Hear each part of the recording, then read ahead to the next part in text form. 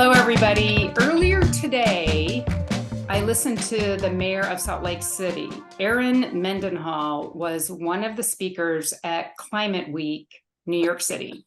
And I was especially interested in her remarks because I've been following what's been happening to the Great Salt Lake. And in fact, I even stopped by there to see it last summer. So greetings, everyone. My name is Rhonda Bannard. I'm the founder and executive director of Earth Gives Day. We are a community working to build a community of Earth givers through connecting to knowledge like tonight's Power Hour and to organizations on the front line who are doing the work. Climate and all of its aspects, because it's all interconnected, and to invite your investment in these nonprofits and volunteer with them. So the story of the Great Salt Lake is that it was key to this conversation tonight, and it shows the interconnectedness of what I just mentioned. 80% of the water of the Great Salt Lake is used for mining and agriculture. The farmers need the water, yet how much longer can they tap in to that water that is now at its lowest level ever? And then once the water is gone, the toxic riverbed or waterbed will then become airborne. And we know what the consequences of that will be. So the tug and pull of the interconnections of the work of Earth Gives participants is undeniable. And I'm going to share a bit more about what we're all about doing at Earth Gives and how you can participate. But first, I get to hand the program over to Peter Girard with Climate Central. They are one of our participants. He is a brilliant communicator who gets to hang out by day with scientists and data and then communicate that information in an interesting way. So Peter is going to share a little bit about himself, his organization. He's going to introduce Mark, who's our featured speaker. He's going to facilitate the Q&A at the end, and then it'll come back to me and I'll say a few things, and then we'll go into our breakout sessions. So Peter, take it away. Rhonda, thank you so much. And you're absolutely right. One of the joys of what I get to do is hang out with scientists who are conducting primary research into climate change, its impacts, and also into solutions. And I get to more or less mimic what they tell us in ways that help communicate climate science for everybody from NGOs to policymakers and lawmakers to, perhaps most important, the media. So I work directly with members of the media working on telling the climate science angle of the stories they're covering, not just about impacts, but about some of the secondary or related ways in which climate change is creating new challenges and, in some cases, driving toward new solutions that dramatically affect the world around us. One of the principles behind Climate Central's approach is to localize the impacts and the information that we convey about climate change. And there was a time when it surprised people to understand that the effects of climate change were already being felt in local communities in ways that people could relate to and understand.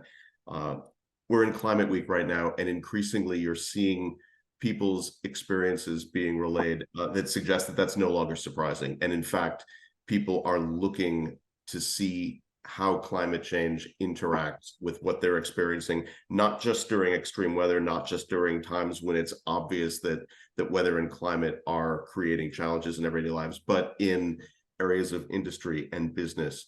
One of the areas that we've researched as an organization is agriculture and ways in which our warming climate, our climate with less reliable water and drought conditions are creating squeezes for farmers, for supply chains, and being able to see this secondary research take shape, being able to see the issues and some of the science, some of the directions and evolution that we're seeing, both from an industry point of view and from a research point of view. It's been absolutely fascinating. I want to stress that Climate Central in some of these areas, we're conducting secondary research. So we're not experts on regenerative agriculture. We're not experts on soil science and the practices that are helping farmers negotiate this new world. But I want to introduce you to someone who is and can give you more direct and practitioner-based information on how agriculture is changing and evolving to meet the demands of this new world. Mark Muller is here with us. He is from the, Regenerative Agriculture Foundation, and can talk to us about what is happening right now in the industry and in the world around us to show how farms and farmers are adapting to the challenges of a warming world.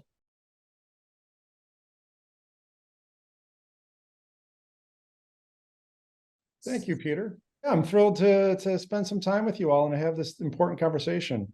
I am actually in Chicago right now, attending a meeting on climate smart agriculture in the Midwest. And I have to say, I have very mixed feelings about this. Then I fly off to New York for Climate Week in New York City. And so there's that push and pull and that tension of the fossil fuels that I am using by getting on a plane to have these important conversations that we're having. But anyway, as many of you do know, this is Climate Week. And there's a lot of focus on what we can do and a lot of focus on what agriculture can and should do. And there's been a lot of excitement about the possibilities of agriculture. And I think there's a little bit of a muted recognition that we have a long ways to go. So I want to try to cover a little bit of all of that. And maybe I'll just start off about what we should cover today. This is a regenerative agriculture pun, because one of the most important things about regenerative agriculture is to provide cover to the soil. This is actually a photo, just as an example of what could be considered regenerative agriculture. I was in Western Massachusetts not too long ago, and this is a chestnut farmer. And you'll see little chestnuts that are protected by the fencing from the sheep that are grazing around the chestnuts. And it's really an innovative use of getting multiple economic benefits off of a piece of land and maintaining cover on the ground and having deep roots into the soil. And so you have the roots from the chestnut trees that are growing there. And then you have the pasture around that. You have the benefits of the sheep providing the manure that provides a great fertilizer for that.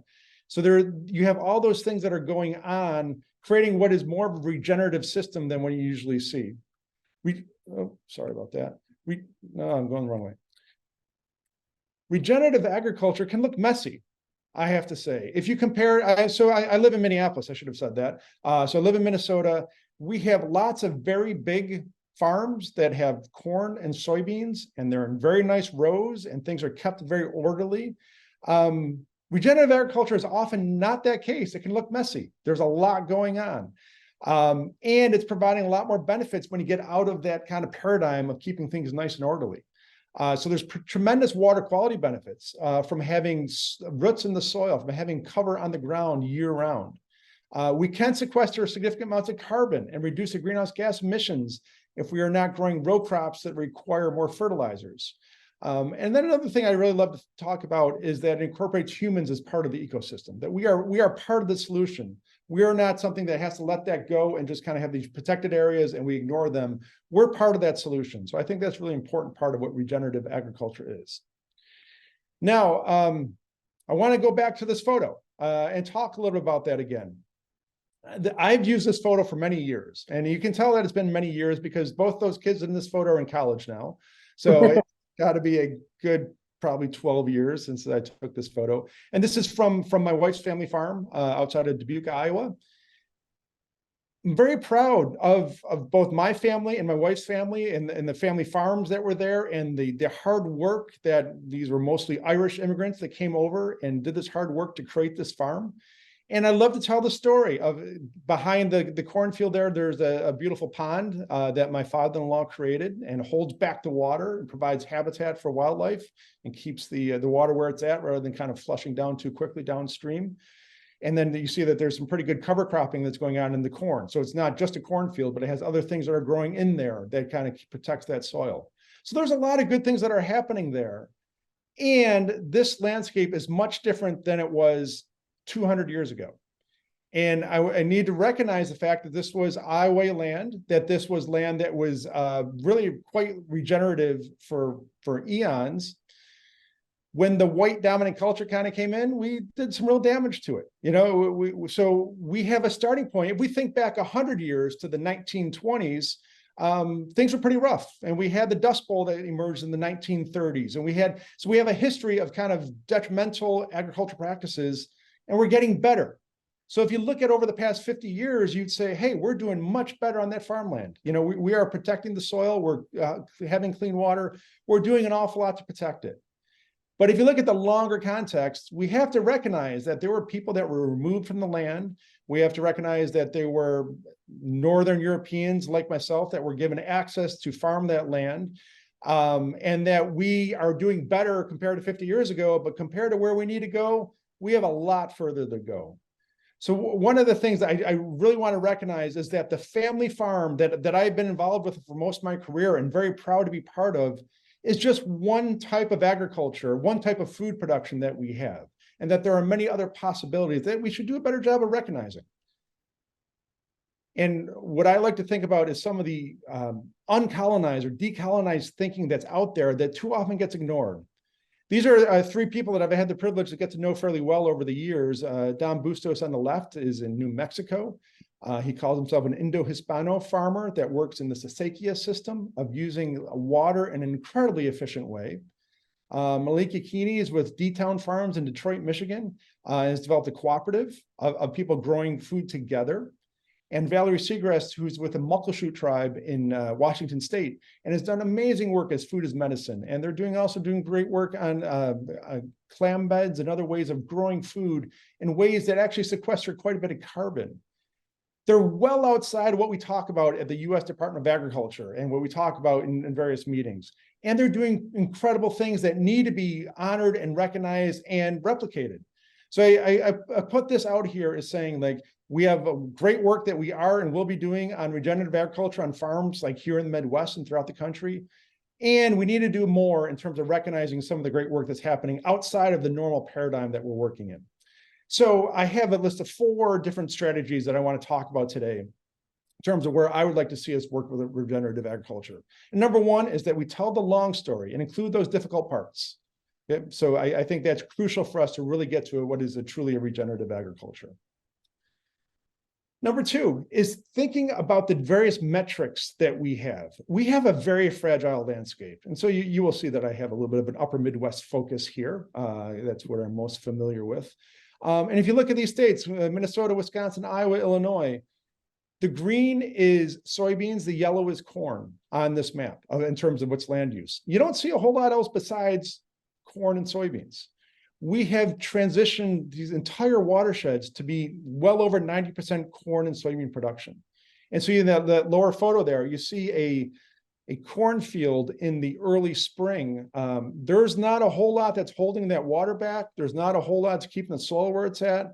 So you get a good rain at that time of year, it can be absolutely devastating for that field. And you have just gobs of soil that come down into the streams. So that's one of the impacts of having this fragile landscape that we have. And one of the points I want to make is how crucial it is that we address the greenhouse gas emissions and we address one of the issues of our time being the climate crisis that we are in. And we can't also forget that we have water quality issues that go hand in hand with that, the soil health, the biodiversity, the wealth creation, making it so that we can have thriving rural economies, the health of all of us and having healthy foods. And I think front and center is also the ownership disparities and the lack, especially Black and Indigenous and people of color, the lack of access that they have to farm, to have sovereignty over how food is produced.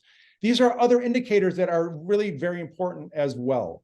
So I worry that we just focus on one thing. I think we have to look at the whole picture here. We have spent a lot of time worrying about a couple of things. One that we do a lot in the Midwest is we create an awful lot of calories, of cheap calories. This is a friend of mine farming in Southeast Iowa. And one of those years they had bumper crops. And so they didn't have any elevators or anywhere to put any more silos to put the corn. And so it just has to go on the ground. We have an incredible production there because that's what we focused on, was production and not thinking about all these other things that can and should be produced by agriculture. I think a lot about that, about the steps that we have to take, like for the cornfield on the left there. We have a lot that we can do with cover cropping, with minimizing our tillage so that we can do a much better job of keeping the soil where it's at. But however, that's a small linear step in the right direction. And that's a step that we have to take and we should take. And it's just one small step. I give another example of a regenerative farm that can be sometimes messy, is my friend Reginaldo Hazlitt-Marroquin here on the right-hand side, who farms in Northfield, Minnesota. He has a system of incorporating poultry underneath a canopy of hazelnuts and elderberries and other fruit and nut trees. So he has multiple forms of revenue that come from that. And he has continuous living cover throughout the land. And it's messy and it's transformational, and it looks far different than the small steps that we are often taking. And so I guess one thing I just want to emphasize is I celebrate and say it's great work every time that we have a traditional row crop farmer that takes a step in the right direction. And where we at the Regenerative Ag Foundation, where we try to spend our time is on the farmers like Rehi. They're kind of doing more transformational work. I think it's important to think about that in terms of where we need to go over the next 25 years. In this meeting I'm at today, it was just said over and over again that we have a climate crisis that's not going to be solved by making tweaks. And so we have to figure out how do we help support and make those major transformations to our landscape, both for the resiliency aspects and for the sequestration benefits. I just read this book, Fresh Banana Leaves, fascinating book. And I would just say, I'll quickly say the one take-home message that I just felt like I'm going to keep with me for a long time is when we take care of nature, nature takes care of us. And I think this is an example of not worrying so much about the metrics. These metrics, the greenhouse gas emissions, the water quality, the nitrates, and the phosphorus, these are all important metrics. But the bigger picture is about our relationship with the land, our relationship with each other. So my second strategy to advance that I'm proposing today is that metrics are helpful. They're not all the time. They're sometimes helpful, but getting in the right relationship is the true solution. So I just want to make sure that we don't lose and keep our eyes on the prize, that we want to work whatever we can do to reduce greenhouse gas emissions. We want to sequester carbon in the soil. And those are just indicators of going in the right direction. It's getting in a really true relationship, right relationship with the land is where we want to go.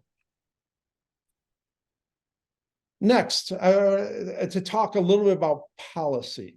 So we have a farm bill that's in debate right now. The farm bill comes around about every 5 years. This is a large piece of legislation. It is the largest private lands program we have in the country. It's also where SNAP, the food assistance program, gets legislated through the farm bill. This is where all the assistance programs to farmers come through the farm bill. Forestry, there's a forestry title in the farm bill, the crop insurance title. There is so much in the farm bill that drives what U.S. agriculture is about. And we have an opportunity right now is to drive a better farm bill through a really complicated array of legislation. We have the benefit right now is that through the Inflation Reduction Act that passed a year ago, that passed $20 billion that's to go through the farm bill to support the conservation programs and get more climate supporting agriculture in the US.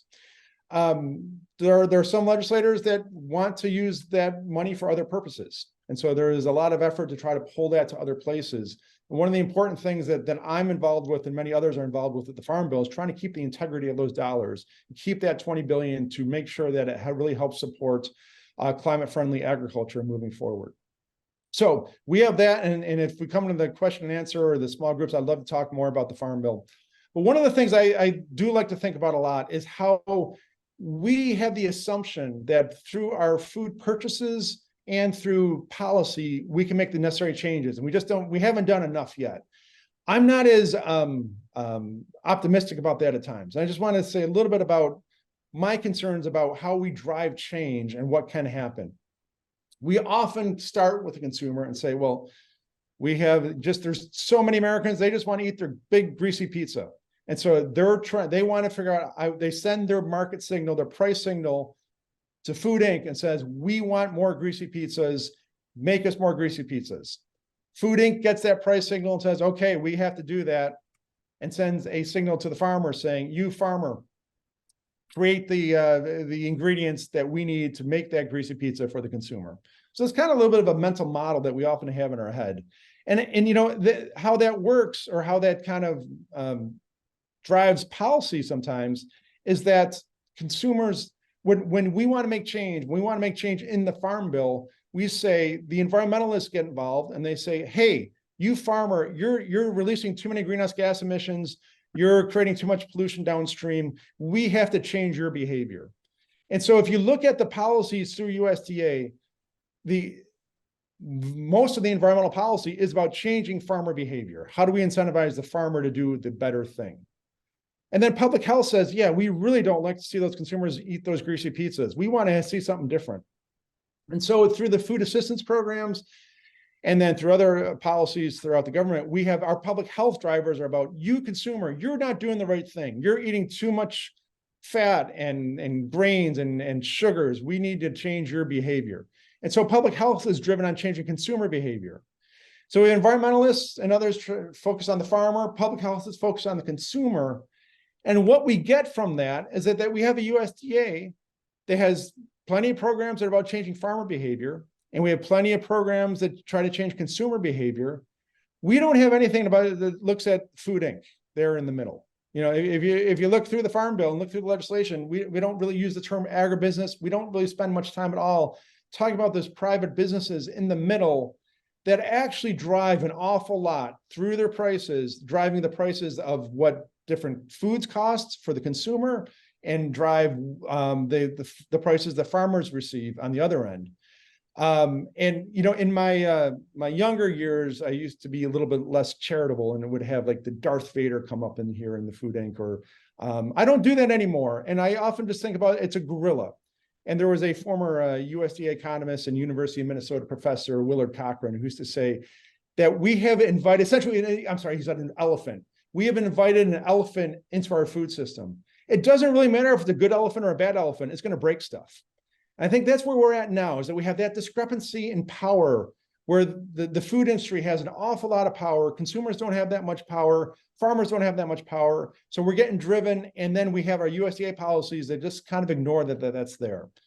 So one of the messages that, number 3, that I'd like to pitch is that we should absolutely buy local as much as possible. Buy from your local farmer, buy from the farmer's market, buy organic as much as possible, buy that organic, vote, vote for the environment, vote for greenhouse gases, vote for farmers, advocate, call your congressional representatives, do the right thing. And we have to recognize that that's really not enough. We have to do those things, and it's insufficient to make the change. We're going to have to address this real issue of economic power and the lack of power so often that so many of the smaller local farmers that we want to have on the landscape that they do not have. And we as consumers, when we try to navigate this vast array of foods in front of us that we don't have, this is a crucial aspect of driving to where we need to get eventually.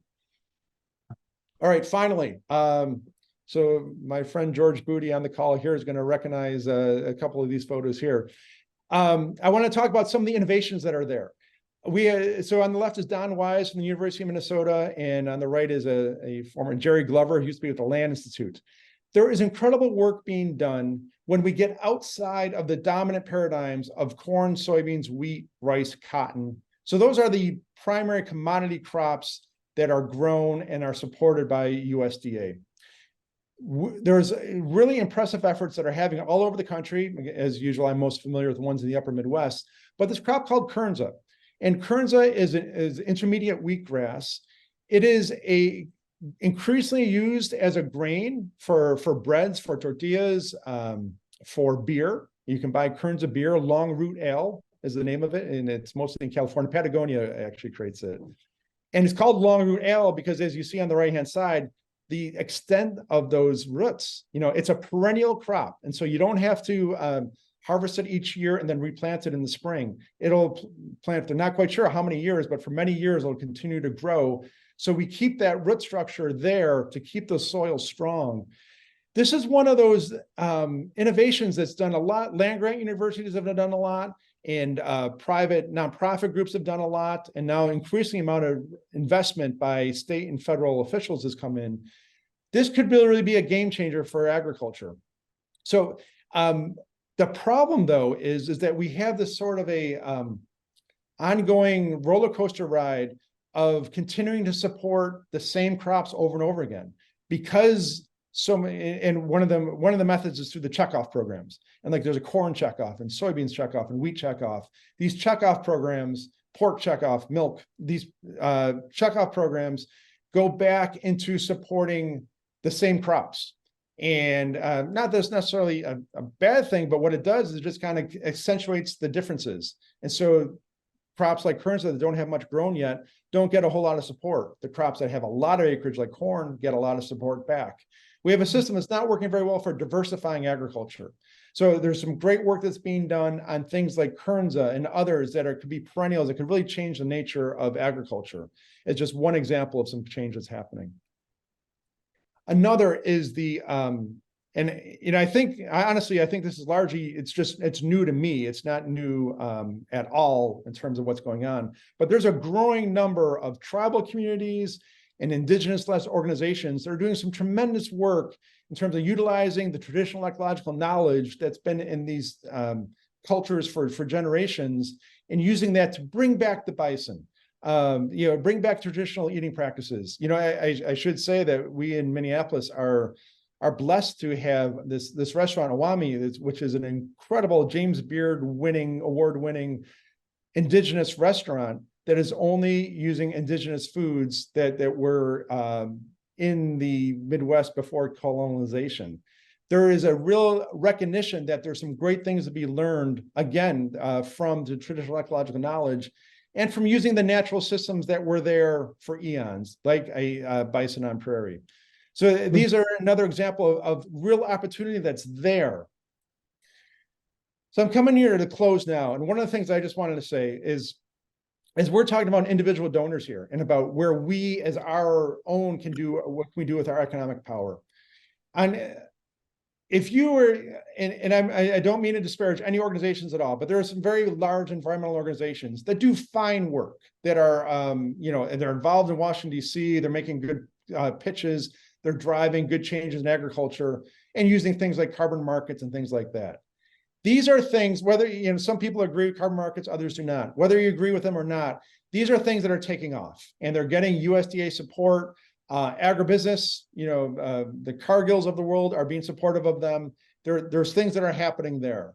I would attest for all of us that are trying to think about what we do with our individual dollars, that's being taken care of. Let that go. That's congratulations, that's moving forward. Where we need that support, where we need to have that work done is more on the right side of this slide here. We need to have the advocacy. We need you to use your voice as a citizen and make your case known that you want to have regenerative agriculture be more prominent in the Farm Bill and things like that.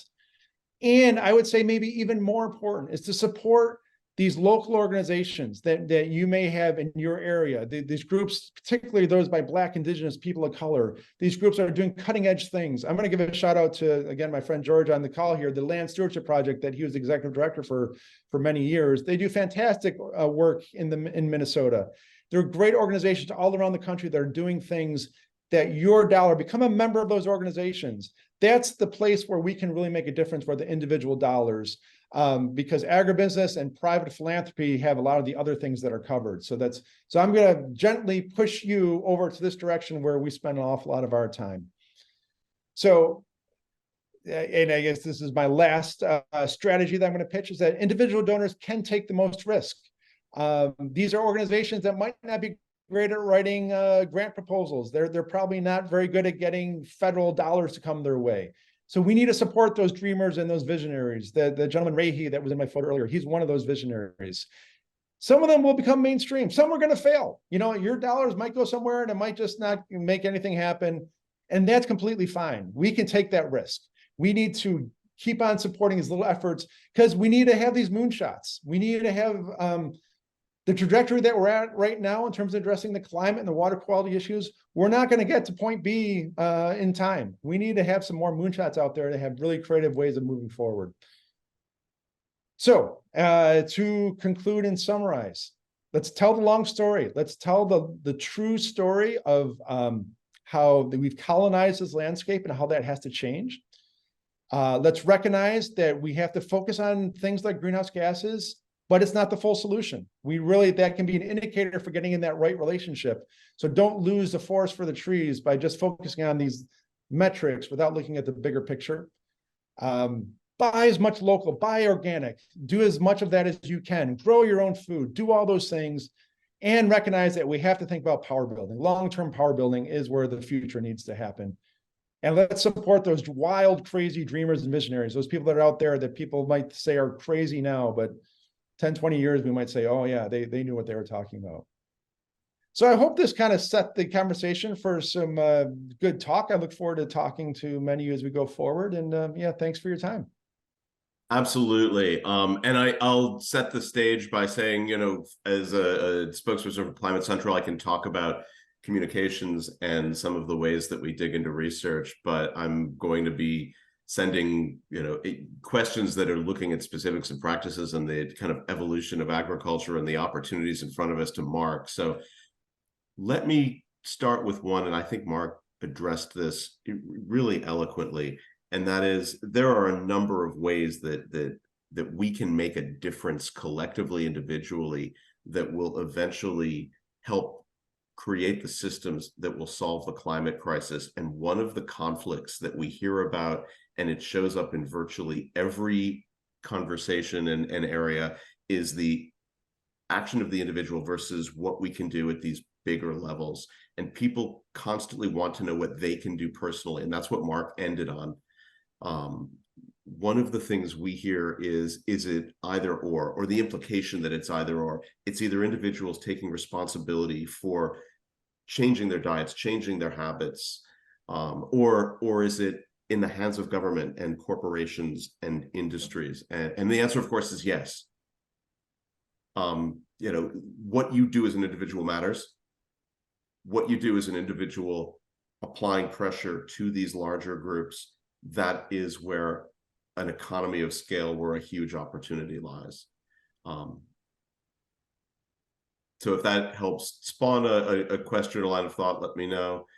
George, I see you raising your hand, and I know we've got one question in chat I'll get to in just a moment, but George, go ahead.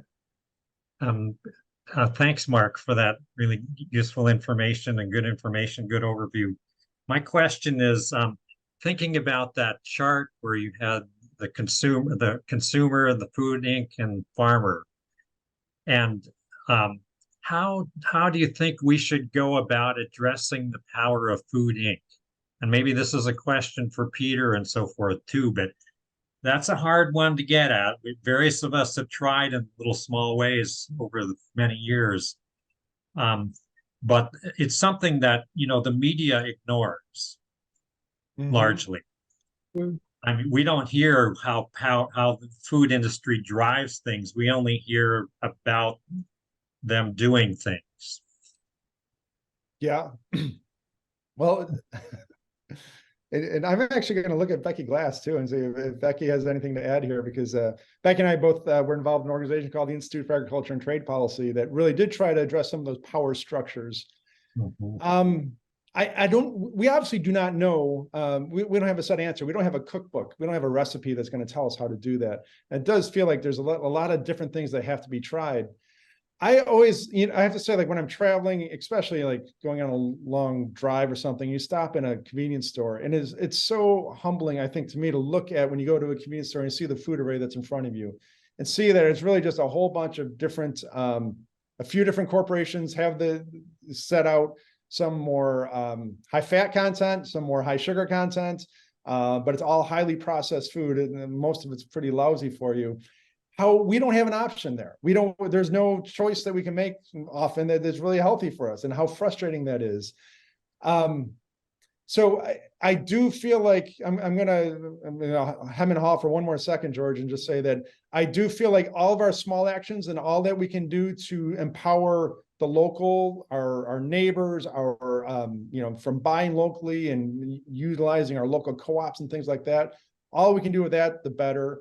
We also have to address the political aspects, as we were saying about, and getting involved in Farm Bill. And the other aspect also is like what people did yesterday, I saw in New York City, is raise some hell, go on marches, let it be known that we're not happy with this.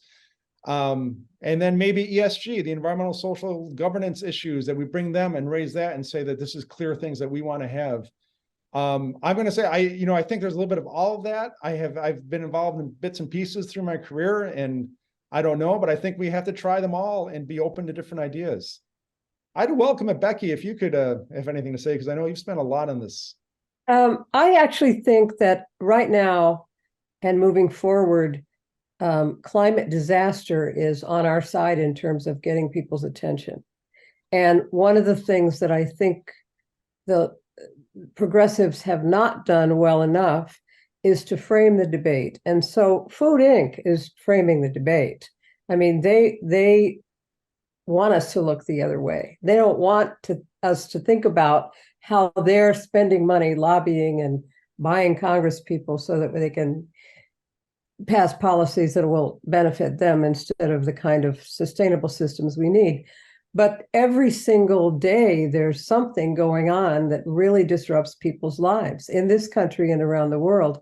And part of what is important is for us to understand how we can take advantage of learning moments like that and talk about, okay, so when rivers are drying up in the Southwest, why is that happening? Talk about what kind of agriculture systems have driven that drying up of those rivers, et cetera, and try to connect it as much as we can to the impact that people are feeling locally in their area, because people are feeling it directly now. And 5 or 10 years ago, that wasn't the case, but it definitely is and will continue to be the case. So the political aspect of this is important, and the framing of how people think about the problems and the solutions is an important aspect of that I think isn't paid attention to enough. But we have more opportunity now to do that than we ever have before. Beautifully said. Agreed. Mark, I'm going to go to one really practical question before we go to another that's in the chat. But the first is, can you talk about the practicalities or the challenges to low-till farming? The question was, how practical is it? And obviously, it's a different answer for different kinds of operations. Yeah, and so it does vary quite a bit in terms of the type of farming operation.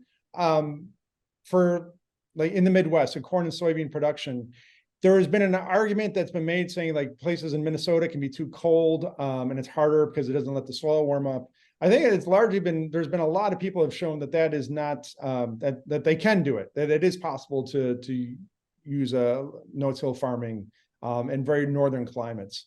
So I think it is quite practical. It is quite possible. And hopefully people will see the soil health benefits and the economic benefits from having a healthy soil that will drive them to continue to use minimum tillage.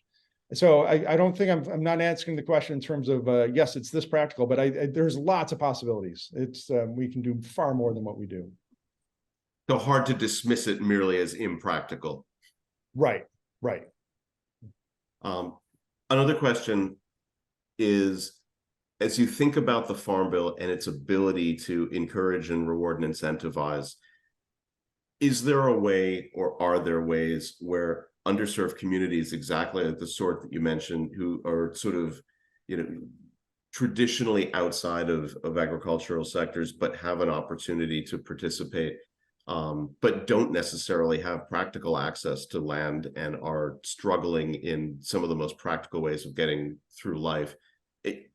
Are there approaches within the Farm Bill that can encourage those underserved communities to, either participate or somehow benefit them? Again, speaking specifically within that Farm Bill.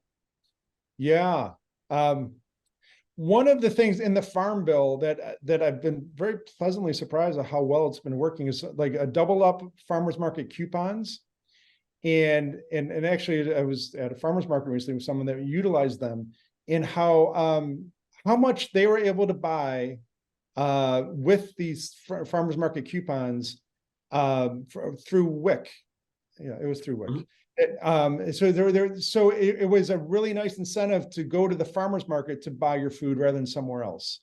I think it's a real frustration how much of our food assistance programs really go to the benefit of the large corporate retailers, you know, the Walmarts and supermarkets of the world, because people just put their dollars there and it supports those big businesses.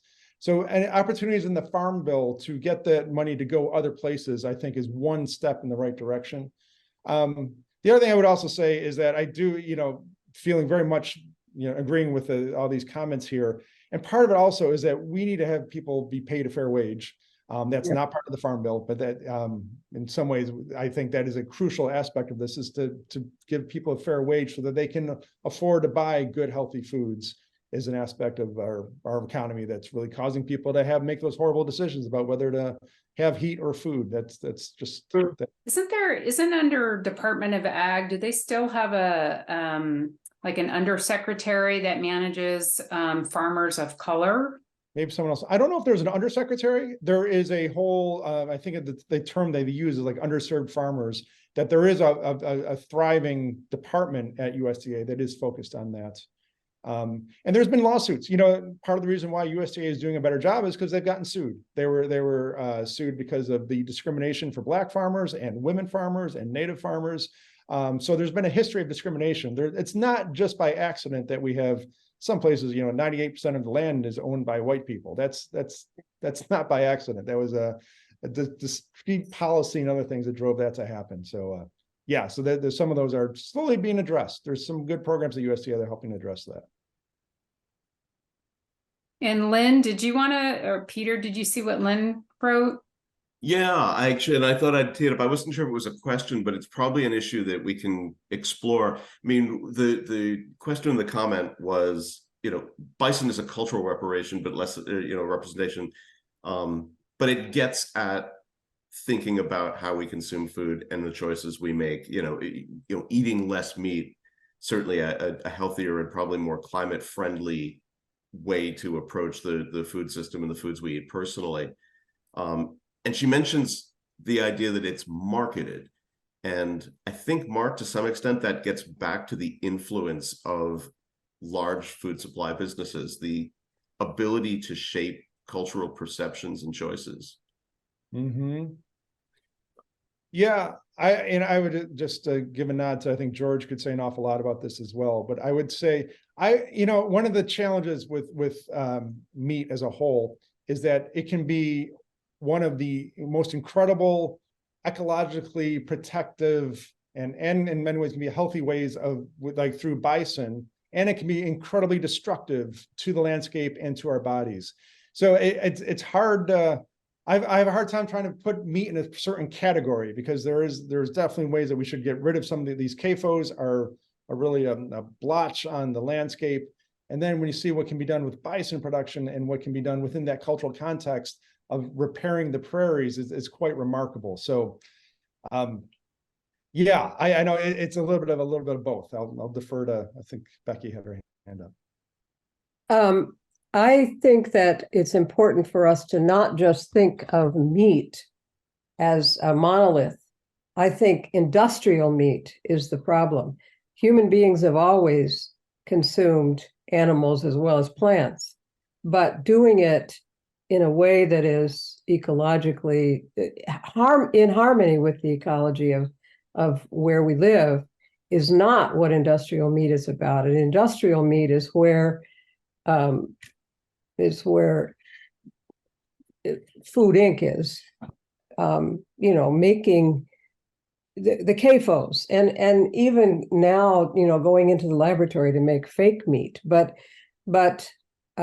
if you're going to go in the direction of something like no-till, you need to think about how you're going to put back the minerals that you're using and how you're going to keep the soil from eroding. Animals is one of the ways to do that. And so not eating meat, period, is a false solution. And I mean, that's sort of a big general statement, but you can take that into the kinds of projects that are being experimented with around the country and around the world. There's a lot of innovation around growing. Well, in this country, there's a lot of work going on with bison in indigenous communities and on reservations. So we need to think about how we phrase the problem. And it isn't just meat that's the problem. It's industrial production of meat, just like it's industrial production of corn and soybeans. So One of the farmers I work with says it's not the cow or the sow, it's the how. that's right. That's a good one. Well, I want to leave some time for us to, maybe ask more questions in a breakout. They're going to be small but intimate, but I love when that's the case. You can all get to know one another. So I just wanted to first thank Mark and Peter. I learned a lot. I'm hoping everybody else did. And I wanted to echo something that Mark said, because we, not only are both of these organizations recognized through Earth Gives Day, and you all have an opportunity to invest in their work, but we have some other groups that are part of the sort of regenerative ag space and all connected. So Let's Go Compost, and you'll meet Lauren maybe in one of your breakout groups. I mean, she's really trying to transform the idea of composting at a very grassroots level and doing some really amazing things. We've got Heal Food Alliance, which is the Health, Environment, Agriculture, Labor, Food Alliance. So they are about, systems being transformed as a group and together. It's multi-sector, multiracial, and it's a coalition of 55 organizations. So you might want to check them out. We also have Reap Goodness, which is right here in Arizona where I am, and they are using indigenous practices on barren land in partnership with a arboretum to be able to teach students and others how to take those practices and spread them globally. And of course, we wouldn't have ag if we didn't have pollinators. So we've got People and Pollinators Action Network based out of Colorado. And of course, the Regenerative Ag Foundation. The Climate Justice Alliance works a lot on food sovereignty. And the Global Green Grants does a lot of investing in very grassroots organizations globally. They work with farmers and fisher people, beekeepers, and others across the globe. And like was talked a lot about at the Climate Week, biodiversity and nurturing nature, which is critically important. So I invite all of you to take a look and invest in one another, share it with your communities to let folks know about these incredible organizations doing work on the front lines. And Mark, thank you for giving a shout out to the smaller groups. That's where our sort of sweet spot is. It's not about the big organizations that have huge fundraising teams. It really is about the small and medium-sized organizations that are doing, work locally and or globally, but you may just not know about them and how they all play a role in all things climate. I wanted to inspire you to think about investing in at least 2 organizations through September 24th, because we have a giveaway, a great holistic wellness organization that does a lot of work with hemp products and other things. Kaya Holistic is offering a $700 value package if you invest in at least 2 organizations before or by the 24th. So please do. It doesn't matter how much you invest, but at least give to at least 2 organizations. And I wanted to thank you for showing up and invite, our next gathering next week on Tuesday is with Phil McKibben. He's not only one of the folks that founded 350.org, that is a global movement, but his most recent project, aside from the 20 books that he's written, is Third Act, and that's to get people 60 and older to get involved in their third chapter of their lives to sort of repair the things that we ruined during our formative years. So, and the thing that's kind of exciting about who's introducing him, who's playing Peter's role next week, are 2 attorneys from the Western Environmental Law Center who participated in the Held v. Montana case, representing the kids suing the state of Montana about climate change. So definitely would love you to tune in. And then the following week is the Climate Justice Alliance on climate justice. So we've got just incredible presenters all throughout. And so thanks for hanging out with us. And now we're going to send you to a breakout group to discuss two things. So whoever ends up facilitating, Borislav and I think Peter, what were your big takeaways and what are you committed to do based on what you learned today? So thanks for joining us, and we hope to see you again next week, and enjoy your conversations.